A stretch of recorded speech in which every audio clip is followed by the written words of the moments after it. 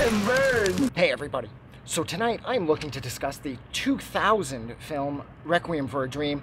Now this is Darren Aronofsky's film about the Hubert Selby Jr.'s novel that was awful. Hey everybody. So tonight's video is coming as a result of another request. The comment is most likely up on the screen at this point. But yeah, this is another movie that I have been meaning to do forever. I've already done a video regarding Hubert Selby Jr.'s novel of Requiem for a Dream. But tonight I am discussing Darren Aronofsky's 2000 film, which is the film adaptation of Selby's novel Requiem for a Dream. It stars Marlon Wayans, Jared Leto, who's kind of got this like Jesus complex thing going hard now, and he freaks me out a little bit. Jennifer Connelly, who I've loved since I was a kid, she's in this as well. And Ellen Burstyn, of course, of well, she's been in a million movies, but I think she's one of the best known roles is she played Reagan's mom in The Exorcist. And she said that this movie was actually more difficult, emotionally speaking, for her than The Exorcist was. Initially, Burstyn turned the role down because she just thought the subject matter was too depressing and just too bleak.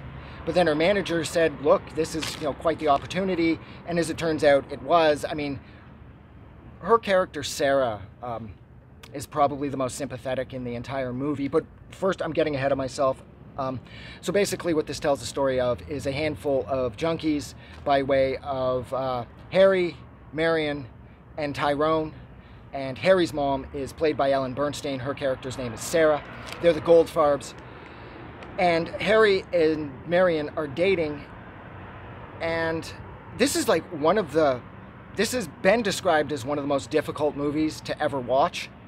And whereas I do agree with that, I've seen this movie like 1,000 times. I was obsessed with it back when it came out. The special features alone on the DVD were so much fun. They were so much fun because throughout the course of the movie, you have Sarah. She's addicted to television and food. And she's hooked on this infomercial where it's like, I'm not exactly, there's another question that I've always had about this movie. What is that infomercial for? The one with, what is the infomercial? Juice by Sarah, whoa, juice by Sarah.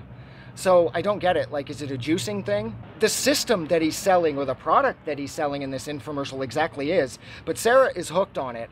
And he says that, you've got to let go of this. You've got to let go of refined sugar.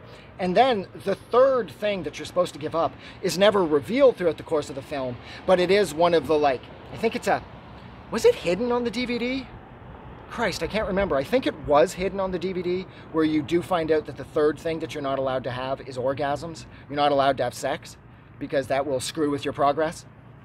And that was something that actually Darren Aronofsky asked Marlon Wayans and Jared Leto to refrain from, was sex and sugar, to sort of make their withdrawal in the movie that much more real. I love at the start when Tyrone and Harry are fucking with the cop's gun, because at first we're under the impression that that's real. They grab the cop's gun out of his holster and they start throwing it back and forth, but then it's very quickly revealed that none of that happened. And it was at that point too that I really thought that maybe this was going to be that kind of movie where it's more like a drug addict's fantasy, where maybe like when they're making a lot of money and they're selling a lot of drugs and they're doing really well, maybe that was a fantasy too. But then of course that was all dispelled very quickly when I found out, like, by the end of the movie, that that's not the type of movie that this is at all. Like I said at the beginning, a lot of people have sort of framed this as being one of the most difficult movies to watch. And whereas I do agree that this movie is so utterly bleak and the subject matter is so heavy, and everything is just entrenched in this endless sense of melancholy and, Jesus, the drug addiction. Like, Harry's arm, people, Jesus Christ, like, he's got to keep shooting through it too. He's got this nasty little sore right over where he's got the vein, and he's like, and I can't stop using it too. And he says this to Tyrone when they're driving to Florida near the end of the movie. He's like, yeah, I got to keep shooting through it because if I don't, I'll blow the vein. And I'm thinking to myself, like, I've never done needle drugs, and I'm never going to do needle drugs. And this movie just helped to further solidify that. Needle drugs scare the fucking Christ out of me. Now, what else did I want to say? Oh, I loved the hip-hop montages of the shooting up scenes where, like, the pop, pop, pop, and then you see the eyes dilate and they're high again. I absolutely loved that.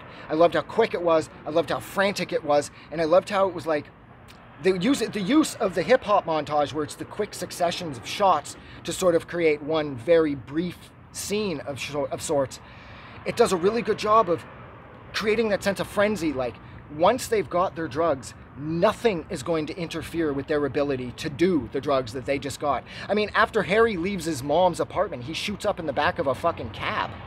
So it's like, once they have the drugs, it's the only thing on their mind. And so the use of the hip-hop montage was so much fun that I felt like it really helped to drive home the insanity, or the intensity and the insanity of their drug addictions because of the quick shots. It was like each quick shot was just like another quick shot in their arm, which was just speeding up their inevitable demise.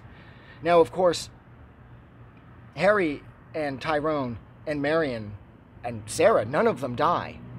But fuck, Harry ends up losing his arm because the infection from the blown vein, or whatever the hell it was, the God almighty, he has to have his arm removed at the elbow.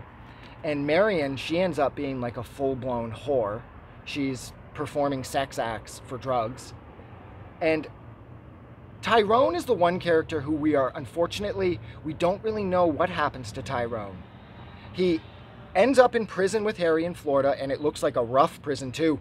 The one guard that's yelling at Tyrone to work harder, that, by the way, that's the author of the book, Hubert Selby Jr. So we don't really know what becomes of Tyrone. I imagine he's just going to serve out his sentence. But then beyond that, we don't really know what becomes of him. I mean, you could argue the same thing, that we don't really know what happens to Sarah, Marion, or Harry, but it does feel like their futures are kind of carved in stone. Whereas I always felt that maybe hopeful isn't the best word to use, but it always felt like Tyrone, like Wayans' character, had the most hope because he was isolated from the rest of them. He was just serving his time in Florida for, I imagine, drug possession. And then maybe when he gets out, he can clean up. Because Marion, she's lost. Sarah's been amphetamine to death. There's nothing left of her. And Harry lost his arm. And he knows Marion isn't going to come for her because Marion's main focus now is just performing sex acts for drugs.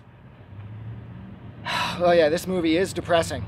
But the other thing I love too is the close-up body cameras, like the body shots were like the close-up shots like this, where they had the camera rigged to the actor's chest. I actually thought about doing that for this video here.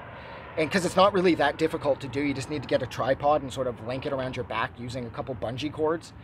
But then I thought it would be awkward, and I didn't want my unfortunate double chin to show, so I decided against that. So I just came to this incredibly sketchy plaza up at Town Line. The later it gets, see, it's only 11:15, so it's not going to be that sketchy. This place at like 3 a.m., this place is fucking, it's a full-on like zombie fest up here, and I love this plaza for that, but I figured it would kind of fit. I was hoping that maybe some craziness would jump off. The police drove by a second ago, but I don't think anything crazy is going to happen here. The other thing that I really liked about this movie was how it really has you questioning, what is a drug? You know, what is drug addiction?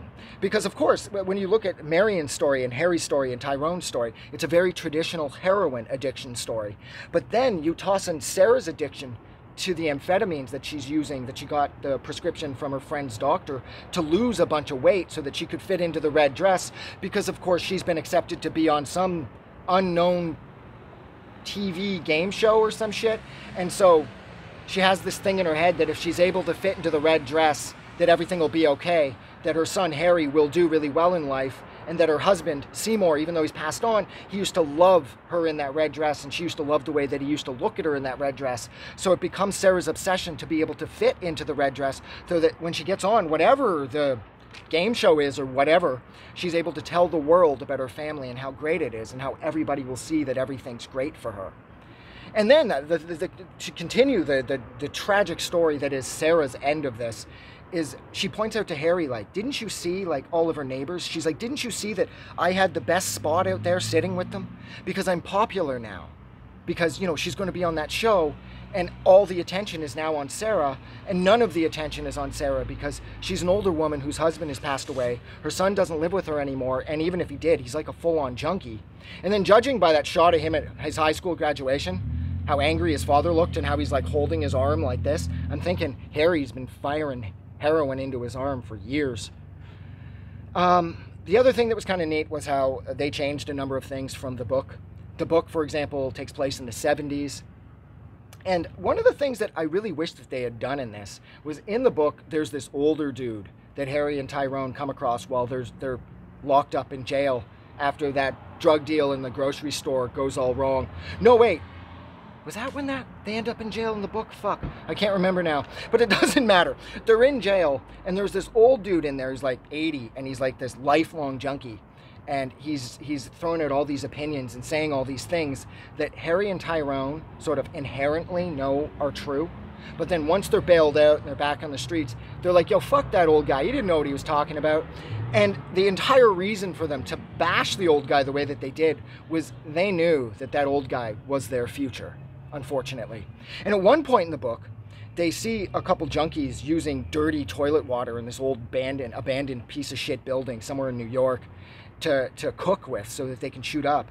And Harry and Tyrone are like, yo, fuck that. It'll be a cold day in hell when you see us using toilet water to cook up with, to shoot up with.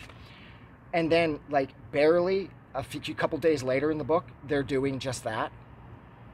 And it's like, oh, man. And another massive change from the book to the movie was, like, the drug addicts and the dealers take over that part of the city, and it turns into one giant no-go zone where the police don't even feel safe going down there.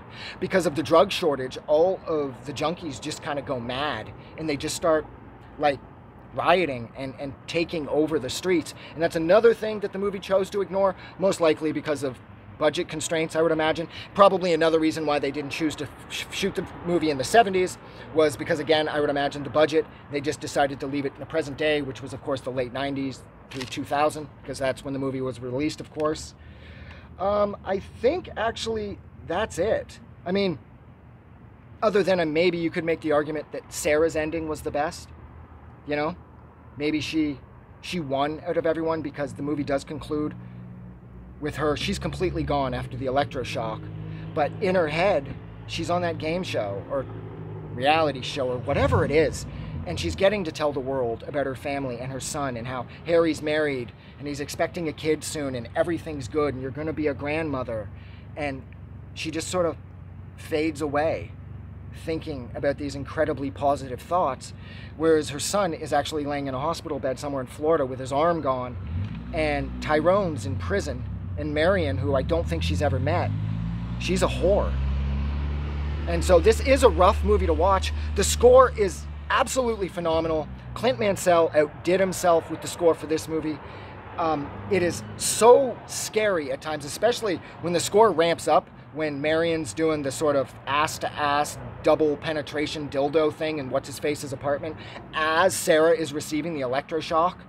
I mean, this score could not have been more perfect. I should probably just do a video about that, so I'll stop talking about it there. Jesus, I've been going on way too long. That's where I'm stopping.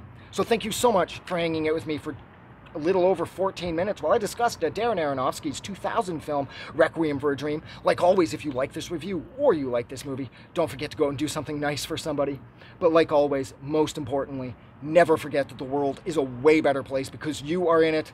I'm getting out of here. Have a good night.